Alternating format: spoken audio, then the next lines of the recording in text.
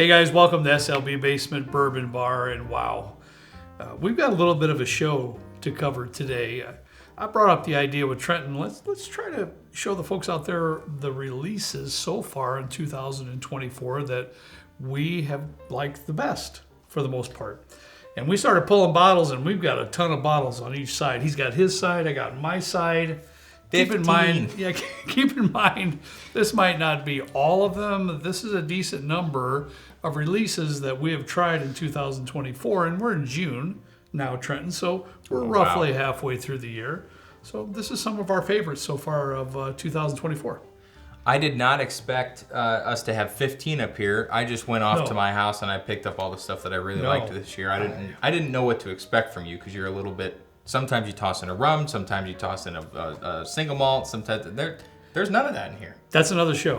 I was going to, and then I realized I was going to have a decent number, so I was like, I might as well stick with the program here. So all I have right now over here is pretty much bourbons. There is one whiskey in here, though. I didn't do any Scotch. I didn't do any American single malt. I wanted to, trust me, but it'd just be out of control. Well, it wouldn't be a video if I didn't put mostly rye in it. So I have 7 bottles. 5 of my 7 are rye. And I didn't. Are you kidding? No, I'm dead serious. Dude, they're so good. All right. Okay, wait. You have the most. So I'll let you start first. You want to start first? All right. Yeah. This is going to be easy for you guys to get on this one. I love a budget. I absolutely love it. I am enamored at the fact so far this year that we've had a few really good, lower priced bourbons that came into the market that are darn good. And I'm just going to put it out there. This Jim Beam 7-year. That's my first one. 25, whatever, it's $26, $27, whatever that is. Yeah. I like it. Of course, you're going to get a little bit of those peanut characteristics. It is Jim Beam, but I think overall it's a little bit refined and pretty sweet for that price point. I thought it was a fantastic move by Jim Beam and a good effort. So much so that you picked this over Wild Turkey 101. I had to bring it up. I had to. You just had to go there. I did, and I honestly forgot about that until just now. This is one of my new favorite budget pours. I think it's fantastic. Yeah. How do I say this? Based on previous Booker's releases and how those prices for me personally, and I know for you were getting a little bit out of hand, it was really refreshing to see Jim Beam come out with a 7-year that was under $30. That was really good. I mean, what was the proof on this? 90? I'm not much of a low proof drinker, but I drink this often at home. Yeah, it's really good. Yeah. Keeping on pace with the budgets here. Okay. This is a rye though, also coming out of Jim Beam. This is the A Overholt. This is the Monongalia, I don't know, the mash, the M mash, really good. I think this was like $34.99 or $39.99. Great. Not to spoil it or anything, but I think Jim Beam is doing fantastic rye right now. I think they need to continue that pace as a rye fan myself. Yeah. I haven't had a rye from Jim Beam that I've not loved this year. Wow. Yeah, and it's really nice and refreshing.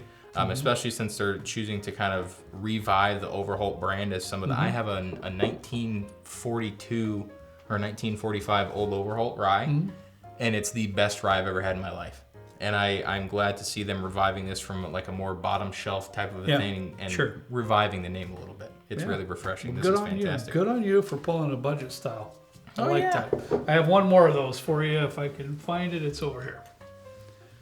You remember when we first came in, this is the very first budget bottle that I brought down for you that was released by Luxro. This is the Rebel Small Batch Reserve 110 proof. Did you have me blind that? Huh? Sorry, did you have me blind that? Is that the one that was in the blind that you had under the bucket? That was the one under the bucket. Yes. That was good. I was so excited about it because I bought it. It was like $35, something like that, $32, something like that. And I took a little sip of it and I was like, and of course, in my mind, I keep in reference that it is $32. Right. But I thought it was really, really good for that price point. And for you, the proof was up a little bit more, which you like. That's why I kind of kept it under the bucket. Yeah. So I really enjoyed this. I thought it was great. Kudos for these lower budget type priced bottles that are coming out this year so far that are pretty darn good. Thank you, Luxro/MGP, for coming out with a budget-friendly barrel proof-ish or a higher proof type of an option for a good for a good price point. Yep. I love that. Yep. Next but not least, next up. There you go. Next up, it's also another rye, and I bought this kind of on a whim without ever really having had it before. This is the Cedar Ridge Rye Bottled and Bond. This is $49.99. Do you mind? You haven't had this yet? Never had it. Oof. Man, it's good. Keep in mind that ryes are a little bit more expensive to make, just based on the process that goes into it and everything. So it's not surprising to me that a smaller distillery like Cedar Ridge is going to be bottled and bond, 100 proof. Yeah. So at least 4 years old. $49.99. I was pleasantly surprised with this one, not knowing what. I have a rum from Cedar Ridge, and I've had a couple other things from Cedar Ridge. They're single malts. I do like them. But the rye, dude, that's like really good. Angels singing with this thing. That is really good. It's not. Can you get me a glass? I'm gonna. You bet. $50. Wow. Even the neck pour on this thing was insane. I liked it a lot. I like that quite a bit. Really good. If you ever see a Cedar Ridge rye, I know a lot of the good ryes come out of MGP in Indiana, Pennsylvania. Apparently Jim Beam this year so far, but something about Iowa rye is really kind of hitting different with this one. Yeah. Love it. It's like Juji fruits. I mean, honestly, I love it. Yeah, you're right. It's very candy-ish. Like a lot of that candy fruit flavors in there. It's really, really good. But still a nice minty, like a rye backbone. You still get those rye characteristics there. Absolutely. Really nice. All right, the next one I have for you guys. I was really anxious when I saw that Hard Truth was coming out with some of their own juice in their line of bourbons, and my favorite by far, I shouldn't say by far because they were all pretty good, but my favorite and one I was thrilled about was this 4-grain bourbon, Hard Truth 4-grain bourbon. And I think it was like $70, I'm pretty sure, but 60, 70, something like that. But regardless, it was fabulous. It has for me that that little charred edge of a brownie note to it. You know, you get them a pan of brownies and right around the edges gets a little bit. Did you know they make pans that are only edges? Have you heard of that? No. It's not a solid rectangular sheet pan. Really? It's like a maze type of a thing where every single piece you cut out has an edge on it. Holy cow. I'm surprised you hadn't heard of that before. I have not, but maybe I'll get you one for your, what's coming up? Father's Day. Maybe I'll get you one for that. Right here in Indiana, man. Hard Truth. I will say, too, I couldn't find mine at the house. It's probably buried somewhere, but they came out with a cognac and a sherry finish, too, this year.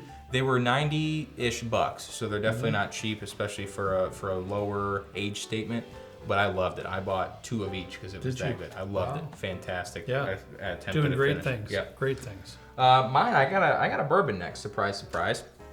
James E. Pepper. This was like $64.99. Okay. It's their own distillate. It's the same mash bill as it was when I think they went out of business in the 60s or 70s, something like that. I love it. It's fantastic. I know there are some people that are a little bit on the fence about it. This is batch 1. I've seen that they're up to batch 3 now. I honestly don't know the difference. We did get this year.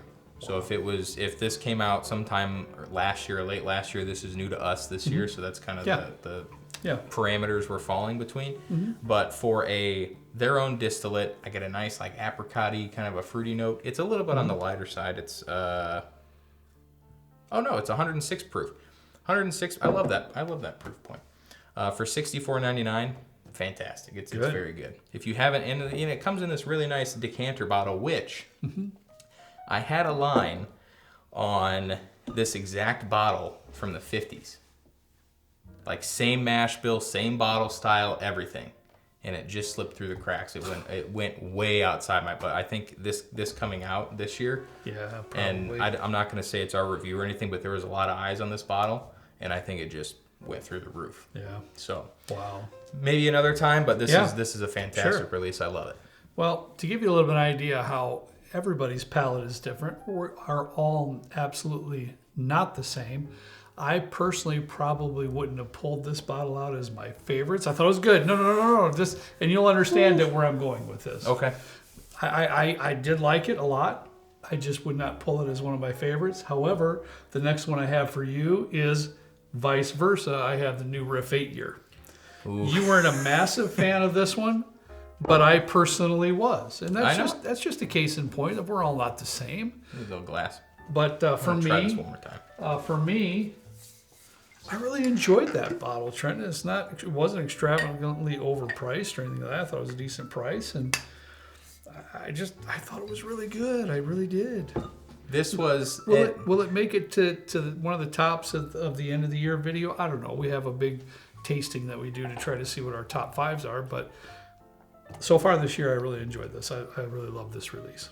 It didn't have the highest acclaim for me, but I don't know. Drinking it again after it's opened up a little bit, I will say it's a little bit better. I'll eat some humble pie on that one. It doesn't have to be one of your favorites, so this isn't one of mine. Yeah. It's good. It's good. Yeah.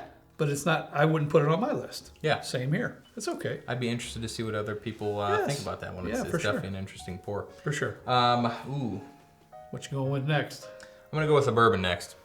I'm gonna go with this Jimmy Red, the Jimmy Crack Corn and I Don't Care from High Wire Distilling. This is a straight bourbon whiskey finished in sherry casks.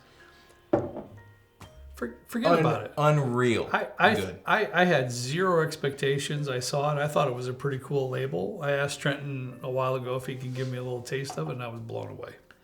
I wasn't really expecting much either. I was expecting this like kind of a crafty thing. This is out of Charleston, South Carolina. The front, this red corn reminds me more of a cockroach from a little bit of a distance than an actual piece of red corn. But it does have the tasting notes on here: cinnamon maple, graham, ripe cherry, and walnut with a dry finish. Yeah, yes, and more, yes. Everything in there is accurate. Yes. We've had several bottles where it has the tasting notes on it, and they maybe don't match up to exactly what we're getting, which is fine. Yeah. The people that are tasting these and putting the notes on it are far more experienced and actually professionals, unlike us. And this was a little bit more of an expensive bottle, I think. $70, $80, $90. Still, I would buy it again. Absolutely. I'd like to have one. I don't have one. Yeah, maybe B-Wall could hook you up. Our buddy B-Wall. Yep. He hooked me up with this one. Come on, B. Help me out, B. All right, buddy. I'm gonna head up the ladder a little bit on cost too as well. I think the next one I'm gonna show you is this Dark Arts bottle. I was introduced to Dark Arts when I was in Arizona. We don't have it up here. I've never seen it, so of course I really did know nothing about it. They did a tasting down there. We were there, and they had a big shindig, and we were a part of it, and it was so much fun. Trevor's? Talking to everybody there. And they had a few open bottles of this, and this is the port cask finish. But they also had, I think Eric, one of our patrons that's there that I was hanging out with a little bit, I think it was a Madeira cask finish. I like Madeira. He had probably a third gone. I would have traded him my whole bottle for that one. I like Madeira. They didn't have that one at that time at Trevor's, but man, wow, it was great. So I'm really looking forward to more from Dark Arts, checking it out and seeing what we can find. This one in particular is also great. I don't know if you remember, but the guy who kind of led our single barrel experience at Wilderness Trail, he is a part of Dark Arts. He's one of the founders of Dark Arts. Oh, really? Yeah. Okay. Then. So this is an ex-Wilderness Trail barrel program manager who's definitely seen his fair share of stuff. Mine's slipping, or his name's slipping my mind. I wouldn't remember either. And I tried. If I remember, their sourcing and then their finishing. That's kind of what they're doing. Yeah. But I'll tell you what, fantastic here. Yeah. This is great. The couple I've had, I actually had one in a bottle share maybe a week or two ago. I thought it was pretty good. Yeah. Yeah. I wish the price would come down a bit. Understood. But I want to try that Madeira one. Okay. All right. Next up for me is a Still Austin straight port, ruby red port finish. I'm not gonna lie. There's not much from Still Austin that I have not liked. They got a Madeira coming out soon that I will push my grandma over to get, just because I won't tell Bushi that. Thank you. Yeah, thank you. Anything that I've had from Still Austin has been good. I will say though, their cast strength rye I was very unimpressed with. Okay. I bought one and it was like $70-ish, and I tried it and I was like, man, it wasn't doing it for me. Okay. But any finished product that I've had, I'm a big fan of. I can't remember. I think this was like $80-ish. It might have been a distillery only release, distillery reserve release, similar to how they're doing their Madeira cast finish, but. Trent, I'm gonna. Remember when we did the show, What's Up with Texas Whiskey? Because I didn't want to bash it hard, but I wanted some direction because I knew there had to be some better options for Texas whiskeys, and the ones I had, I just didn't appreciate it, didn't like very well. one of the best things that our folks did for us, I should say millions, hundreds of comments stated, check out Still Austin. It's the best thing we ever did. Check out Still Austin. Fantastic. I'll say too, on the topic of Texas whiskey, Balcones for me has had a little bit of a redemption. I know that I don't know about I was unimpressed with Balcones at the time, but I just had their Catalea single malt. We did a video on it. Unreal. I went back to a couple of their special releases, also unreal. So I don't some know of their if it's... special releases, Trenton, are to die for. Paul has given me a couple samples of some special releases that were just blew me away. Yeah. Really, really good stuff. And I know that Balcones got purchased by... Oh, really? I can't remember if it was like Pernod Ricard or if it was Campari or somebody, but they might have a little bit more resources going to their facilities here in the next couple of years. So we'll see what they start coming out with. But hopefully it doesn't get outrageous. Hopefully not.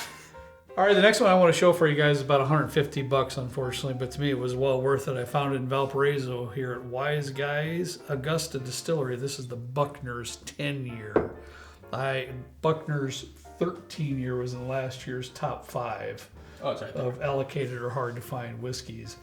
Amazing bottle here, and this is not too far from it either. I think that was 200 when we found it in Tennessee, I think, or somewhere when we were on a trip. And how this was in Valparaiso, I will never know, but it was. Sometimes you just don't ask. It was just on the shelf. I loved that one so much that I figured I'd give it a shot, and I'm glad I did. It's extremely good. Still really focusing a lot on those beautiful baking spice notes in here, Trenton. I will say I like the 10 a lot more than the 13. The 13... we went back and forth on quite a bit. That was our, like, what is it? They call it Achilles heel in our best of 2023. That was up there for everybody else but me.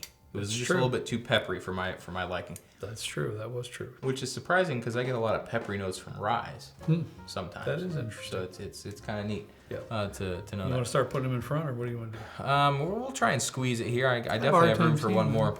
Yeah, I don't have. I have like 10 vision. You have to tell me when it's time. I don't know where I got here. I think you probably have one more. You're on the cusp there. Next for me is going to be the Michter's Barrel Strength Rye. This is the 2024 release. This is at 109.4 proof. Let's see if I can fit that on the screen there. I have one from either 2019 or 2021. I think this is one of the ones that they do like every couple years where it's like this. They have the toasted sour mash, then they have the toasted rye. This is top 5 rye of the year so far, maybe even top 3. Wow. It's absolutely incredible. Wow, I'm gonna have to check it out. And I don't know. I haven't tried it yet. I don't. Michter's doesn't produce their own rye, from what I know. So this is likely MGP. I don't know if. I've heard some folks are sourcing from Bardstown, their Bardstown Bourbon Company, their ryes now. So I don't know if that's what this is. Wow. Michter's has been notoriously secretive about their sourcing. Sourcing people, or whatever you want to say. But whatever is going on in this, I like a lot. I wish I would have gotten 3 of them. It's very, very good. Well, unfortunately, I didn't get any, but that's okay. I'll see what I can do for you, maybe. All right, well, I'm gonna put this aside for now. It's my turn. Next one I have for you is a whiskey, guys, but it's from Found North. This one was actually... We're gonna make it happen. Yeah, do what you gotta do there. This one was actually sent to me, so I don't know an accurate cost. My guess would be somewhere between $150 and $200. This is a 15-year-old. It's called the Helldiver. But what I love so much about it is finished in sherry and cognac and a new oak. And the finishing on here is absolutely spectacular. This has to be, Trenton, one of my favorites, if not my favorite releases from Found North. I was just really impressed with it. I think you did a tiny bit, but I don't remember. I know that was like one of our first short things that you were in, but yeah, a little bit of a short or something. Yeah, you want to try it? You can. Sure, I'll try a little bit of it right now. Here, let's see. We're gonna be running out of glasses here soon, I think. We got plenty over here. It's fine. I just have to wash them all because you always leave and let me wash everything when you're done. We're done. You're welcome. I will say the Found North Peregrine, the 20-year, I wasn't enamored with it. I agree. I preferred some of their other releases over that one. It was good. I think I thought it was great. I thought it was good, but I did like some of their other releases better. But the finishing on that Trenton is spot on. It's just really good stuff, dude. It really is. I don't know what happened because this showed up on my porch. Yep. And I get a couple boxes a week, mostly Michelle ordering Amazon. We got 3 boxes. We get at least 3 packages from Amazon a day. I don't know what she's ordering.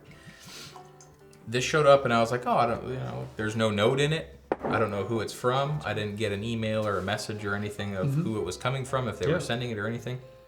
So I had to sign for something. I was like, what the heck is this? I opened it. I was like, oh, cool. Yep. I'm not going to say I didn't have high expectations just because of how the Peregrine was. But I was like, oh, this is Found North. Kurt's got all the Found North, I wish I would have taken this for myself. This has like a cinnamon toast vibe to it. It's lovely. Oh my gosh. It really is a wonderful sipping whiskey. If you're unable to find this, it's at my house. I'll just tell you that right now. Wow. That's all right good. then. Last for me, and this is one that I would have never thought would have made it on my list. I think he's a little bit surprised by it. I am. The Little Book, Chapter 8. I hope this is fitting on the screen here. It's probably not. I honestly was going to pass on this year, and then Harry texted me, said it was absolutely the best Little Book they've ever produced. We need to see if we can get samples of all 8 or all, because I have 7. I know you have a couple. The ones that we don't have. I think I have 3 and 4. And just see where this stands, because honestly, from what I've been able to tell from the few Little Books I've tried so far, this stands out above and beyond the rest. Again, I mean, we said this in the review. I wish they would have told us what the percentage of the blend is, not to justify price, but the flavor in this is outrageously good. And I still don't know what family style is. I still picture people sitting at a table eating. I don't think that's what this is. But I mean, I bought 2 of them. I'm gonna give one to Kent. He's a big rye fan. Yeah, he'll appreciate that. This for me is gonna be a special occasion bottle. It's that good. Wow. Yeah. Well, as you all know, I'm not a biggest fan as Trenton is, and Kent for that matter, in rye whiskey. But I thought that was a great release as well. Anytime I try a rye and Kurt says that he likes it, then I know that it's good and will appeal to a larger crowd than usual with ryes. So him saying that this is a really solid Little Book is pretty high acclaim coming from him. I enjoyed it quite a bit, to tell you the truth. Last one I got, Trenton, is just kind of out there. I found this bottle in Arizona again at Trevor's, and I tasted it during our tasting. I would have never bought it without tasting it first, right? Can I have? I've never had that. It's right there for you, bro. Oh, it is? I already poured it for you because I knew you'd want it. This is Widow Jane 10-year, right? It's just a 10-year, but this is a custom series. I'd have to look it up. Maybe we could do it on another show, and I apologize for my lack of knowledge right off the bat here, but I'm sure it says something in here. We're working with distiller Lisa Wicker. She's created whiskey that anyways, I apologize. I shouldn't even be doing that right now. But this is just his Widow Jane 10-year custom series, right? And I brought it out here because I thought it was really good for a low proof bourbon. This is 91 proof. And I don't know, it's a step above their normal. Sorry, Beam. Yeah, that's all right. It's a step above their normal Widow Jane 10-year release. I just thought it was fabulous. I really did. What's custom about it? It's fantastic. Once again, I should have done a little bit more. I tasted it at Trevor's, and I said, okay, I got to have it. I got to buy it. 600 bottle limit. And bring it home. 600 bottle limit. Yeah, I don't know if you can read some stuff on there about it, but I think it was just the head distillers there. Wasn't her name Lisa? I think she just went around and picked out her favorite casks for this particular blend or something like that. And so they labeled it custom series because it is a step above, isn't it, Trenton? To me, it's delicious. I do enjoy the Widow Jane 10-year, but this is this is up there. Usually, I get a praline pecan type of a thing on the Widow Jane 10-year. Yeah. This is the exact opposite of that. It reminds me a little bit of this Jimmy Red, a little cinnamon, a little of a berry note, almost like a sherry type of an influence. Yeah. If Widow Jane, if you need somebody to come through and taste barrels, I'd be more than happy to. I'm surprised I haven't gotten any requested so that yet. of all the times you've said certain things like this, nobody's even emailed you or nothing No. about it? No. Wow. I don't think people take me seriously. It makes me sad. Maybe they don't want to put up with everything else that comes with it. Probably not. And honestly, I don't blame them. Comes with the territory. Yeah. This is very good, though. Yeah. How much was this? You remember? It was about $100. You know, and I'm not going to remember exactly. I'd have to look it up again. But it was about How $100. can I get one of these? I don't know. Trevor? I don't know. Have you met Trevor? I haven't met Trevor. No. Oh, that's just rude. I haven't met Trevor. All right, guys, that's all we have for you today. I hope you enjoyed this. We just shared some of the releases that Trent and I both thought were pretty fantastic so far in 2024. Please put in the comments, if you can, some of the other ones that aren't up here that, you know, we might have missed or we should pay attention to, because I'd like to know that. And I will say right now, before I'm sure we'll get a couple comments, we have not had the chance to purchase a Michter's 10 from 2024 yet. No, we have not. Or the Old Fitz 10. Yeah. I hear those are coming soon. I hear there's a lot of cool stuff coming soon. So maybe we'll have reviews on those if we can, I don't know, pull Harry's leg hard enough to get one. Well, as usual, as we've said many times, you know, good old Indiana, we're most of the time at the bottom of the barrel for releases, but we'll get it soon enough. It'll be good. All right, guys, as always, we ask you to please drink responsibly. See you next time, right down here with Trent and me in the good old basement bourbon bar. See you later.